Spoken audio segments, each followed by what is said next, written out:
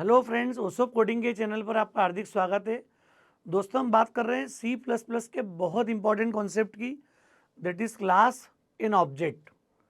दोस्तों, object oriented programming paradigm की ये एक तरीके से आत्मा होती है, बैकबोन होती है। ये हम ये बोलते हैं कि फंडामेंटल एस्पेक्ट अगर होता है उप्स का, तो हम शुरुआत करते हैं इस क्लास और ऑब्जेक्ट टर्म से। तो क्लास के पहले हम लोग बात कर चुके हैं बेसिक प्रोसीजर ओरिएंटेड प्रोग्रामिंग की। मैंने आपको बताया था कि सी के सारे प्रोग्राम्स को आप सिर्फ प्रिंटफ स्कैनफ की जगह पे सी आउट सीन यूज़ करके बना सकते हो। एक दो प्रोग्राम मैंने सैंपल के लिए बनवाए थे आपको, जिससे कि आप सीपीपी में इजीली अपने आप को स्विच कर पाएँ। आपको कॉन्फिडेंस बिल्ट हो कि सी प्लस प्लस में अगर बेसिक प्रोग्राम बनाना हो, लूप्स के, डेटा टाइप के, एफएल्स के, फंक्शन के, अरेज के, तो वो कंफर्टेबली बना पाओ। तो अभी तक की जर्नी में कोई बहुत बड़ा इंपॉर्टेंट, कोई बड़ा डिफरेंस आपको फील नहीं होगा। डिफरेंस शुरू होता है उप्स की जर्नी से, जिसके लिए हमने सेपरेट प्लेलिस्ट को स्टार्ट किया है। और हमने डिस्कस किया था प्रोसीजर ओरिएंटेड और ऑब्जेक्ट ओरिएंटेड प्रोग्रामिंग में क्या क्या डिफरेंसेस हैं। हमने फिर ऑब्जेक्ट ओरिएंटेड प्रोग्रामिंग के कौन से इंपॉर्टेंट पार्ट होते हैं वो भी डिस्कस किए थे। आपको याद होगा 4 फीचर्स हमने लास्ट लेक्चर में डिस्कस किए थे। और अब लगभग हमारा कॉन्सेप्ट रेडी है, बेस रेडी कि हम उप्स की जर्नी को शुरू कर पाएँ। तो यहाँ से हम लोग शुरुआत करेंगे आज इस लेक्चर में। डेडिकेटेड हम लोग क्लास और ऑब्जेक्ट के बारे में बात करेंगे, ताकि हम लोग अगले लेक्चर से स्मूथली उप्स की प्रोग्रामिंग को शुरू कर पाएँ। हर चीज़ को इन डेप्थ हम लोग कवर करेंगे। तो दोस्तों, अगर आप चैनल को अभी तक सब्सक्राइब नहीं किया है तो मेरा रिक्वेस्ट है आप चैनल को सब्सक्राइब जरूर करें, बेल आइकॉन को याद से प्रेस करें, जिससे आप हमारे सारे अपडेट्स को लेकर नोटिफाइड रहें। इस वीडियो को लास्ट तक देखना बहुत इंपॉर्टेंट है, क्योंकि ऑब्जेक्ट ओरिएंटेड प्रोग्रामिंग का बेस, एक तरीके से बैकबोन है ये टॉपिक, क्लास ऑब्जेक्ट।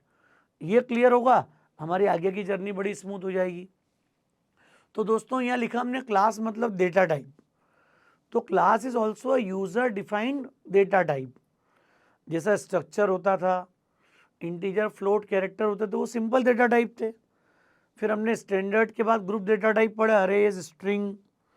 हमने स्ट्रक्चर, यूनियन, इनम की बात करी जब हमने उसे यूजर डिफाइंड डेटा टाइप बोला। तो क्लास भी स्ट्रक्चर, यूनियन, इनम की कैटेगरी में आता है। This is also a user defined data type. But difference कितना है, ये स्ट्रक्चर जैसा होता था ना कि कोई मेमोरी ऑक्यूपाई नहीं करता था। जब मैं स्ट्रक्चर टाइप का वेरिएबल क्रिएट करता था तो मेमोरी ऑक्यूपाई होती थी। तो सिमिलरली क्लास भी एक टेम्पलेट है, एक ब्लूप्रिंट है, एक लेआउट है, जिसके बेसिस पर फ्यूचर में ऑब्जेक्ट क्रिएट होंगे, मतलब वेरिएबल क्रिएट होंगे। तो मेमोरी वेरिएबल क्लास नहीं है। Class will never occupy any memory, any byte. ये बात आपको पहले दिन से क्लियर होना जरूरी है कि class is simply a blueprint, layout, template, framework for designing object. आप कोई भी कीवर्ड यूज करो इसके साथ में, आपको समझ में आ जाएगा कि ये सिंपली एक प्रोटोटाइप है। ये बता रहा है कि ऑब्जेक्ट का एक्चुअल बिहेवियर क्या होगा। ऑब्जेक्ट ओरिएंटेड प्रोग्रामिंग में क्लास क्या क्या होल्ड करेगी, वो अपने डेटा को, अपने एट्रीब्यूट को होल्ड करेगी, प्लस उस डेटा का एक्चुअल बिहेवियर, उस डेटा पर काम करने वाले फंक्शंस, जिनको कि हम मेथड्स भी बोलते हैं फ्यूचर में, ये मिलाकर हम लोग किसको बनाते हैं, क्लास को। फिर भी क्लास में चाहे वेरिएबल्स हों, चाहे फंक्शंस हों, ये सब मिलने के बाद भी कोई मेमोरी ऑक्यूपाइड नहीं होती है। Class will be considered as a template, will be considered as a prototype, clear, is a framework.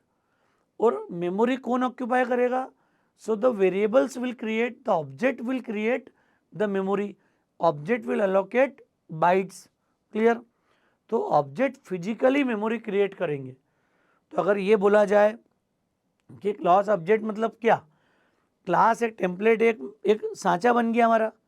अब आप हजारों प्रोडक्ट, हजारों ऑब्जेक्ट निकाल दो उससे, उस तरीके ऑब्जेक्ट को प्रोड्यूस कर दो आप। जैसे होता है ना, कई बार कोई प्रोडक्शन होता है तो एक फॉर्मेट बन जाता है कि ठीक है, ये हमारा एक प्रोटोटाइप है इस प्रोडक्ट का। अब आपको जितने भी कॉपी करना है इसकी, 5,000, 10,000, 1 लाख कॉपी करना हो, तो उसी टाइप के सेम सारे प्रोडक्ट बन जाते हैं।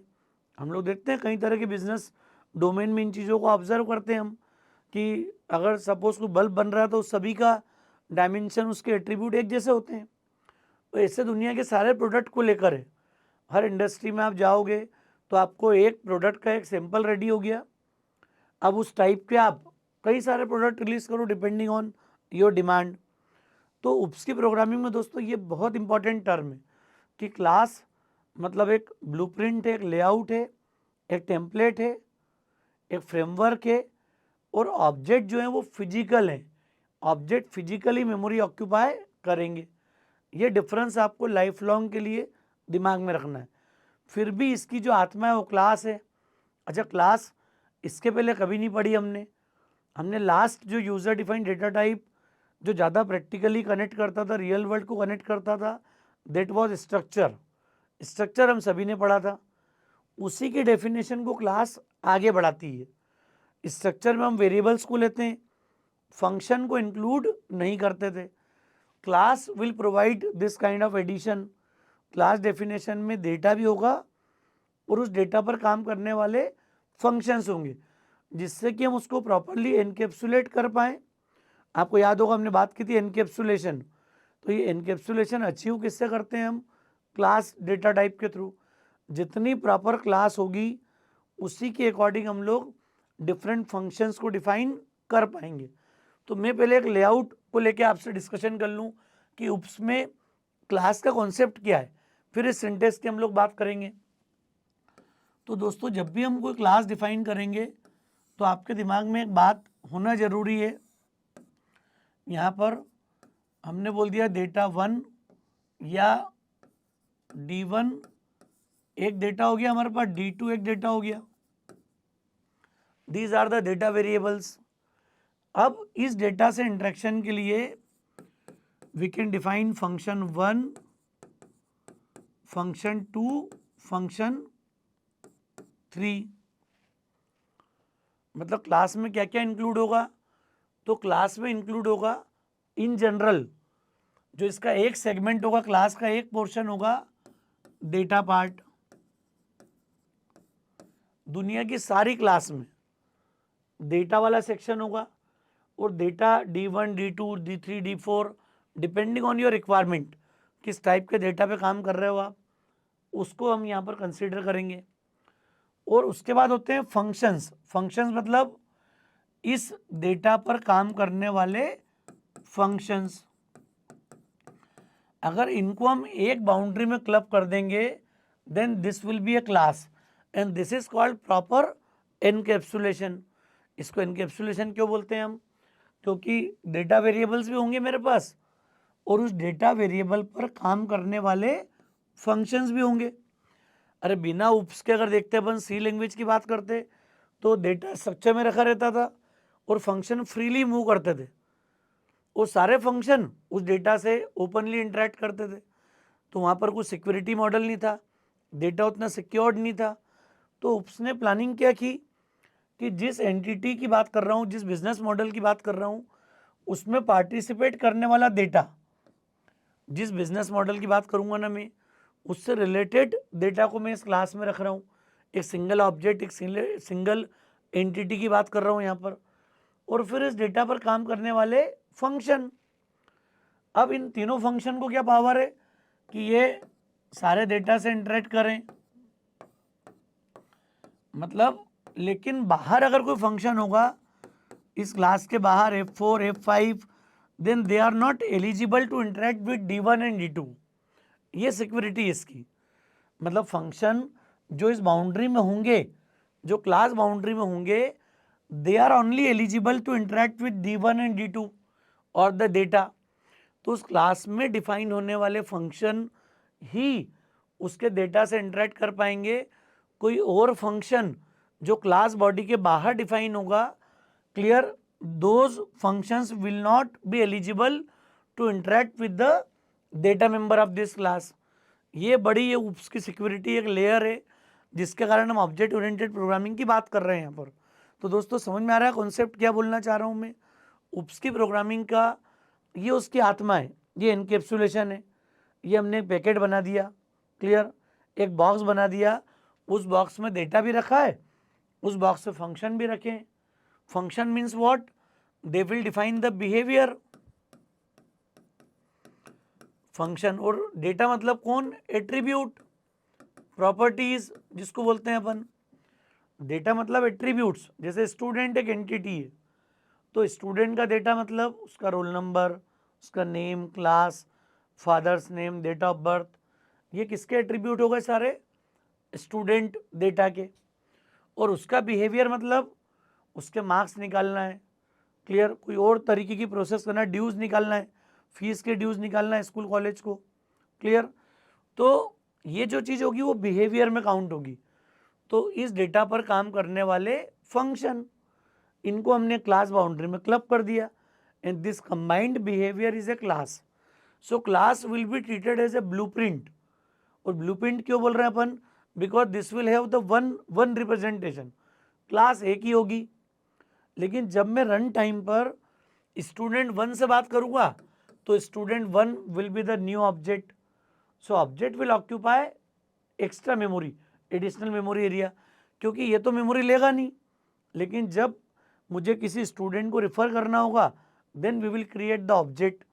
इसलिए उप्स के प्रोग्रामिंग में रन टाइम बिहेवियर की अगर हम बात करेंगे तो हमें हमेशा किससे काम पड़ता है, ऑब्जेक्ट से। तो क्लास डिज़ाइन टाइम पे हो गई और ऑब्जेक्ट हो गए आपके रन टाइम पर। मतलब क्लास का रोल सिर्फ कब है, डिज़ाइन टाइम पर, जब बना रहे हो आप, समझ रहे हो चीज़ों को, आप एक प्रॉपर डेफिनेशन जब आप दे रहे हो। लेकिन जब आप प्रोग्रामिंग कर रहे हो, रन टाइम पे यूटिलाइजेशन कुछ कर रहे हो, तो वहाँ पर यूज़ होते हैं ऑब्जेक्ट।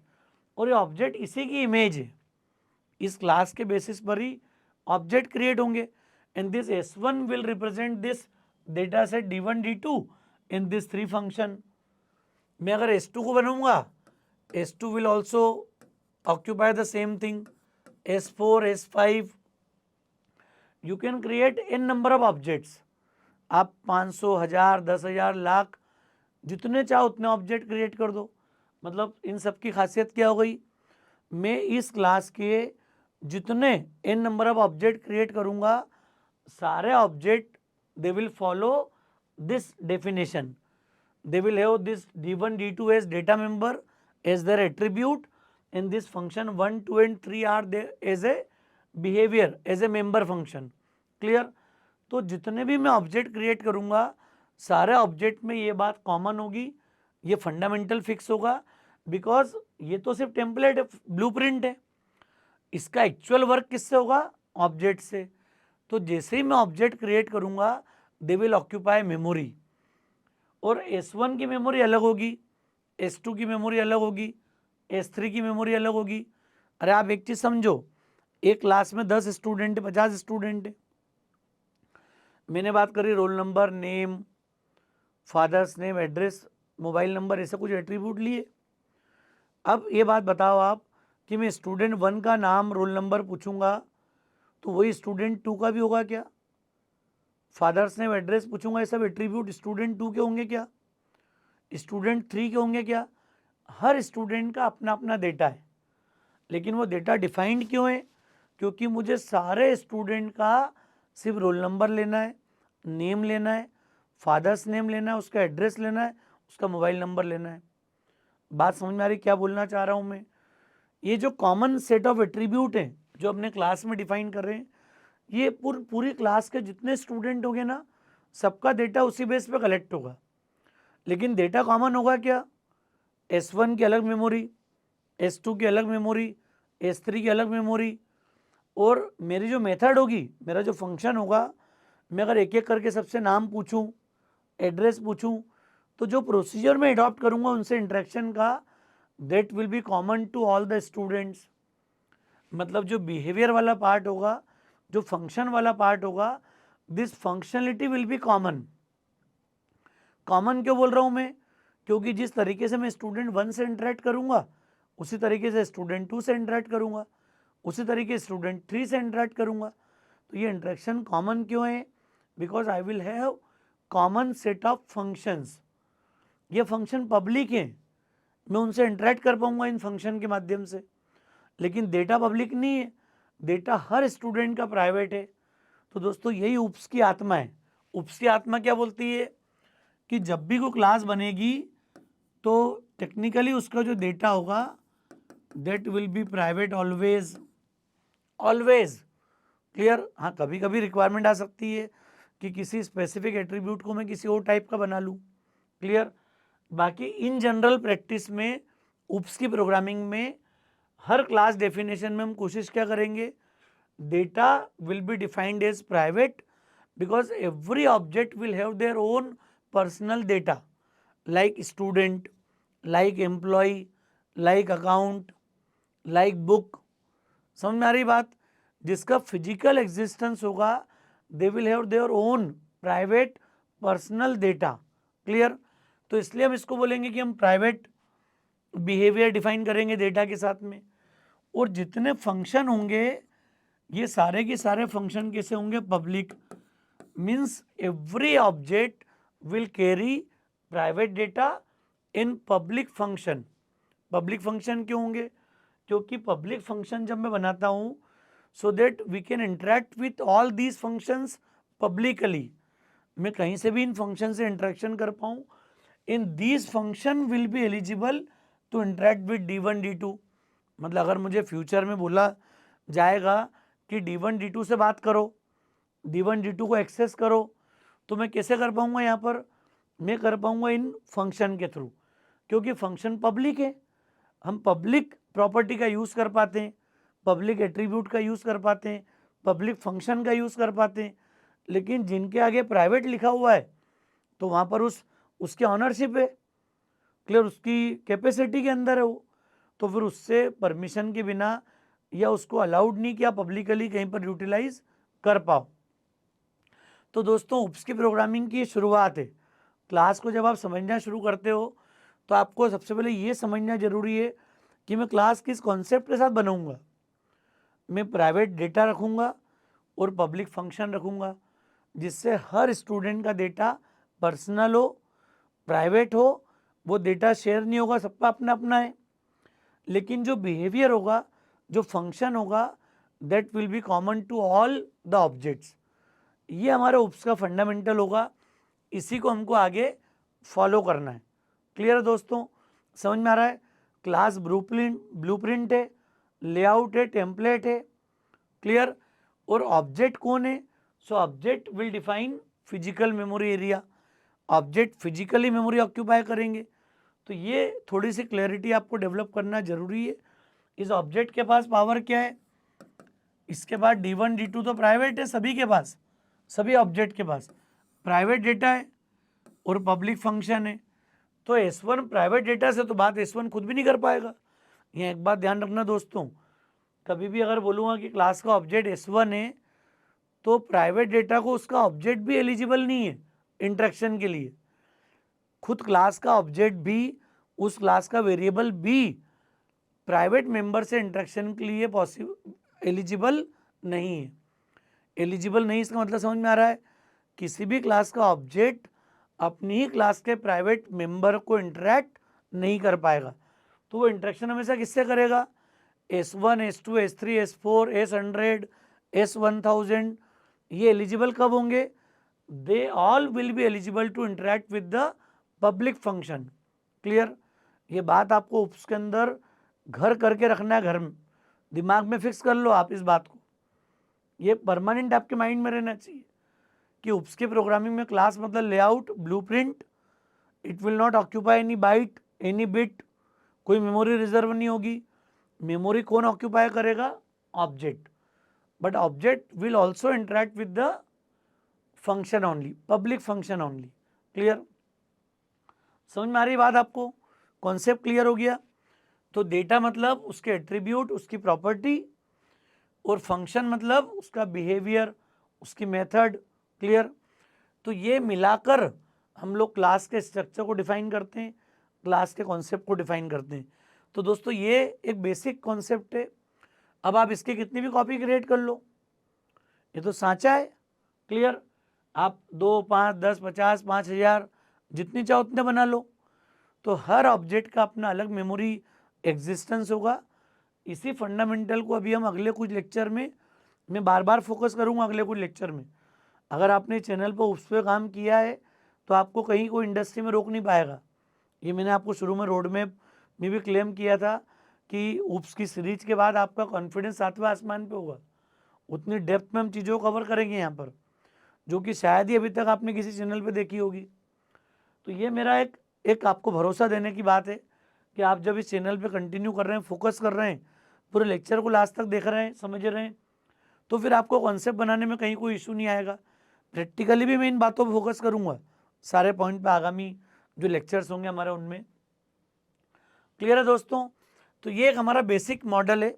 अब सिंटेक्स वाइज क्या होता है वो देख लेते हैं अपन। सिंटेक्स अगर क्लास का बनाना है तो इसका बेसिक सिंटेक्स वही हो गया, क्लास नेम, जैसा मैं स्ट्रक्चर को डिफाइन करता था, सिमिलर। क्लियर? हमने लिख दिया प्राइवेट और कॉलन, सेक्शन बना दिया हमने, private section, public section. Private में हम लोग क्या डिक्लेयर कर दिया करेंगे, data. That can be anything, D1, D2, D3, integer, float, character, string, जो लेना हो वो यहाँ पर ले सकते हो आप। Data can be anything. अगर मैं कहीं डेटा लिख रहा हूँ तो दैट इज जेनरिक टर्म। ये इंटीजर हो सकता है, फ्लोट हो सकता है, केयर हो सकता है, क्लियर, स्ट्रिंग हो सकती है, कुछ भी हो सकता है ये। Clear? It's a general term. और कितने भी नंबर ऑफ वेरिएबल्स हो सकते हैं। क्लियर? और दूसरी बात मैं क्या करूंगा यहाँ पर, पब्लिक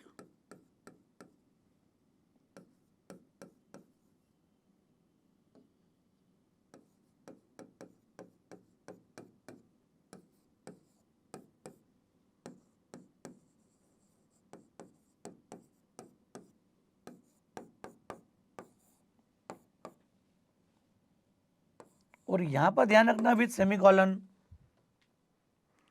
दोस्तों ये हमारा क्लास का एक बेसिक सिंटेक्स होगा। ये मैंने रिटर्न टाइप वगैरह कुछ भी नहीं लिखा, जनरल लिखा है। आपको क्लियरिटी हो जाना चाहिए कि फंक्शन जब भी डिफाइन करे जाते हैं तो फंक्शन का रिटर्न टाइप, उसके पासिंग पैरामीटर, सब कुछ होता है सारे कॉन्सेप्ट में। तो ये हमने बता दिया कि क्लास कीवर्ड है, क्लास इज ए कीवर्ड। और क्लास का नाम जैसा स्ट्रक्चर का नाम आ जाता था, स्टूडेंट, एम्प्लॉय, वैसा दे दिया। बिगिन, ये प्राइवेट कॉलन, कॉलन ध्यान रखना है यहाँ पर आप। अब डेटा पूरा प्राइवेट डिफाइन करते हैं अपन, क्यों? क्योंकि हर ऑब्जेक्ट में डेटा पर्सनल होगा, अपना अपना होगा। क्लियर? और पब्लिक हम किसको डिफाइन कर रहे हैं यहाँ पर, फंक्शन को। ऐसा फिक्स नहीं है, ये जनरल प्रैक्टिस है। कोई आपसे पूछे कि ऐसा रूल है क्या, रूल नहीं है। मैं किसी डेटा को प्रोटेक्टेड पब्लिक भी बना सकता हूँ, मैं किसी फंक्शन को भी प्राइवेट बना सकता हूँ अपने पर्पस के लिए, किसी फंक्शन को प्रोटेक्टेड भी बना पाऊंगा। अभी प्राइवेट पब्लिक कीवर्ड की बात कर रहा हूँ, 3 कीवर्ड होंगे, वो मैं अलग से डिस्कस करूंगा सेपरेट लेक्चर में पूरे। क्लियर? या जब मैं इसको प्रैक्टिकली आगे बात करूंगा तो आपको क्लैरिटी होगी इसको लेकर।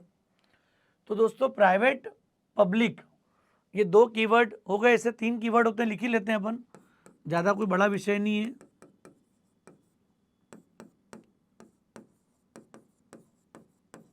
प्राइवेट, प्रोटेक्टेड और पब्लिक, ये 3 तरह के एक्सेस मॉडिफायर हैं C++ में। प्राइवेट मतलब विद इन द क्लास,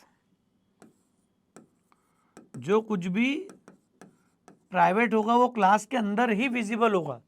उसका स्कोप, उसकी विजिबिलिटी कहाँ तक होगी, विद इन द क्लास। मतलब ये जो डेटा होगा, this is only visible in this boundary. Clear? Clear? Data जो है they will not be used outside the class body. Protected होगा मतलब क्या हो गया, ये प्राइवेट से तो फ्लेक्सिबल है, ये क्लास के बाहर जा सकता है, लेकिन सिर्फ डिराइव्ड क्लास में जा सकता है।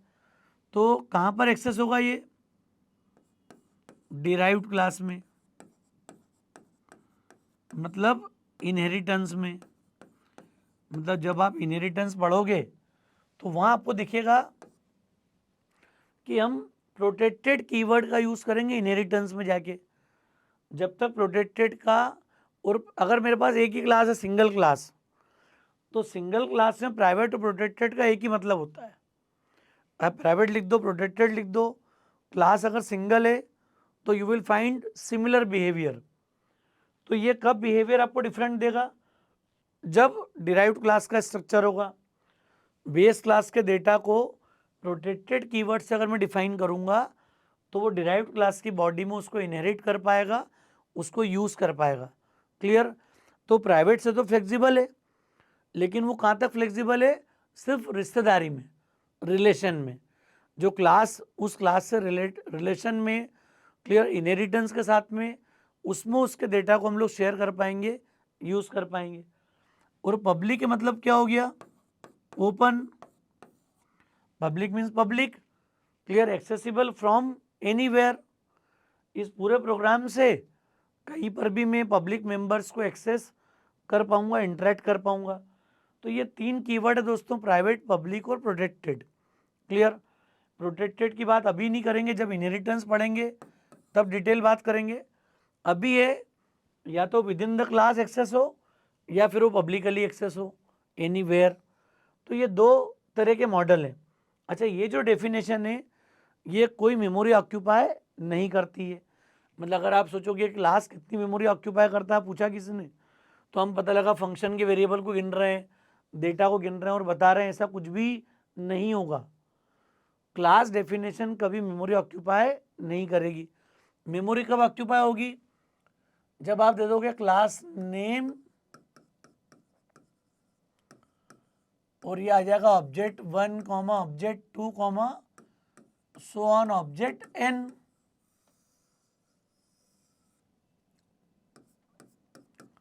तो ये जो ऑब्जेक्ट है they will occupy memory area.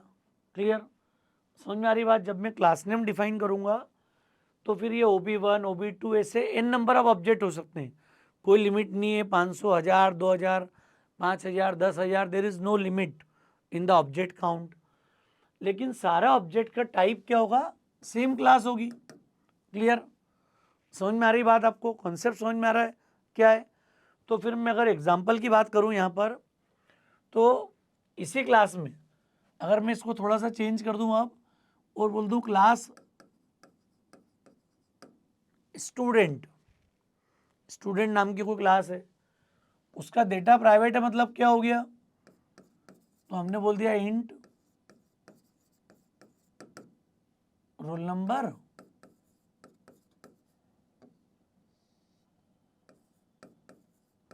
और सीधे हमने स्ट्रिंग ले ली नेम, और भी जो एट्रीब्यूट है वो लिखते जाओ डिक्लेरेशन में, प्राइवेट सेक्शन में। तो ये होगा roll number, name, class, father's name, जो भी होंगे ये स्टूडेंट क्लास के एट्रीब्यूट हो गए। फंक्शन क्या होंगे? तो ये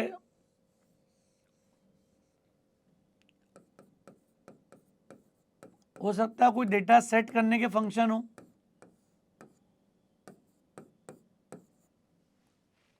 हमने डेटा को सेट कर दिया लाके। आपको हो सकता है मार्क्स कैलकुलेट करना हो कोई फंक्शन में,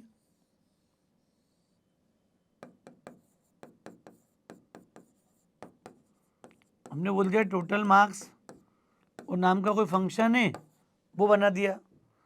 so these functions will define the behaviour on this data. तो जब भी कोई क्लास बनेगी तो उसके डेटा मेंबर्स होंगे, यहाँ पर उसके फंक्शंस होंगे। तो इनको हम लोग बोलते हैं डेटा मेंबर्स C++ की टर्मिनोलॉजी में, और इन दोनों को बोलते हैं मेंबर फंक्शन।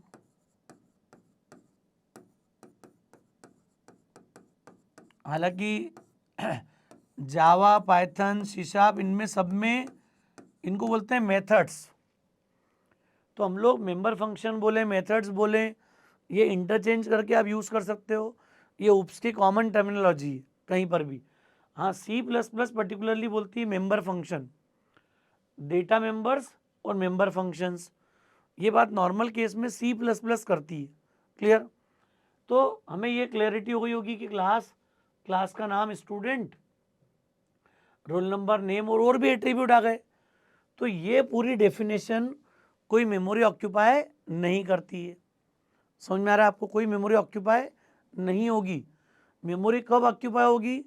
जब मैं इस क्लास टाइप का, मतलब क्या लिख दूंगा, student S1, S2, S3, S4, S5 and so on. अरे इस क्लास में 50 स्टूडेंट हैं, we can create 50 student object. 5 student है, 5 ऑब्जेक्ट क्रिएट करे। 1000 स्टूडेंट है, 1000 ऑब्जेक्ट बना दिए। मतलब बात समझ में आ रही क्या है? ये सिर्फ एक लेआउट है। क्लियर? इस लेआउट टाइप के मैं जितने चाहूं उतने वेरिएबल क्रिएट कर सकता हूं। सारे वेरिएबल में क्या होगा? S1 S2 S3 सबकी मेमोरी निकालोगे आप, you will find roll number and name as a data member as their attribute, and you will find these two functions are publicly available to all these objects। मतलब आप बात को समझो, S1 S2 का data private है but they will utilize public function, common function. Clear? मतलब अगर मैं आगे बात करूं,